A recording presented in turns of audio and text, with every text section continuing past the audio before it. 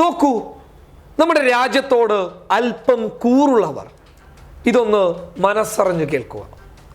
നമ്മളൊരു യഥാർത്ഥ പൗരനാകുന്നത് രാജ്യത്തിൻ്റെ ജനാധിപത്യത്തെ സംരക്ഷിക്കുമ്പോഴാണ്.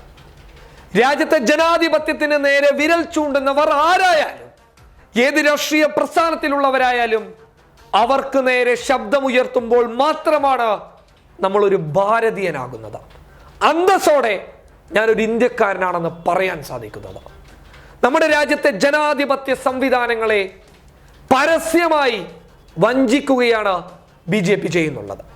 കർണാടകയിൽ യെദ്യൂരപ്പയുടെ പ്രസംഗം അദ്ദേഹം അറിയാതെ ആരോ പകർത്തിയപ്പോൾ ഒടുവിൽ അത് സോഷ്യൽ മീഡിയകളിൽ വൈറലായി മാറി. യെദ്യൂരപ്പ ആ പ്രസംഗത്തിൽ പറയുന്ന കാര്യമുണ്ട്. BJPയുടെ സംസ്ഥാന യോഗത്തിൽ നളിൻ കുമാർ കട്ടീലൊക്കെ തൊട്ടടുത്തിരിക്കുന്ന ഒരു വേളയിലാണ് യെദ്യൂരപ്പ ഇക്കാര്യം പറയുന്നുള്ളത്. കർണാടകയിലെ വിമത MLA-മാരെ ചാക്കിട്ട് പിടിച്ചത് താനല്ല, അതൊക്കെ അമിത്ഷയുടെ ബുദ്ധിയാണ്.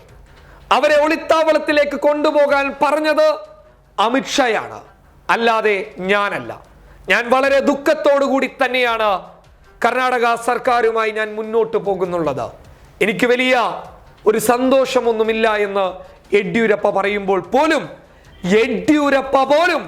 അമിത്ഷയെ ഒരു കുറ്റക്കാരനായി കാണുന്നു എന്നുള്ളത് തന്നെയാണ് ആ പ്രസംഗത്തിൽ നിന്ന് നമുക്ക് മനസ്സിലാക്കാൻ വേണ്ടി സാധിക്കുന്നുള്ളത്.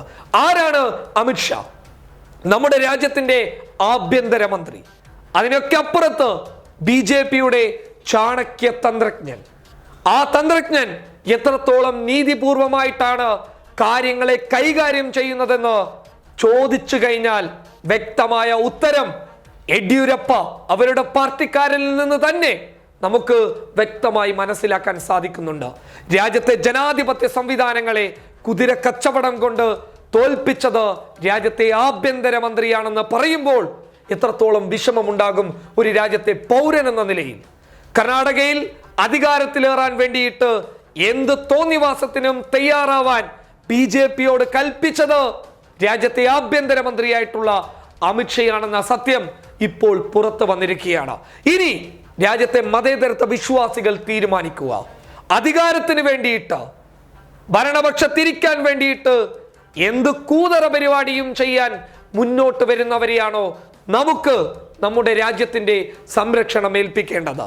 തിരിച്ചറിഞ്ഞ പൊതുജനം വ്യക്തമായ രീതിയിൽ മുന്നോട്ട് പോയാൽ മാത്രമേ നമുക്ക് ഇവരുടെ ചെയ്തികളെ ചെറുത്തു തോൽപ്പിക്കാൻ സാധിക്കുകയുള്ളൂ. News desk public Kerala.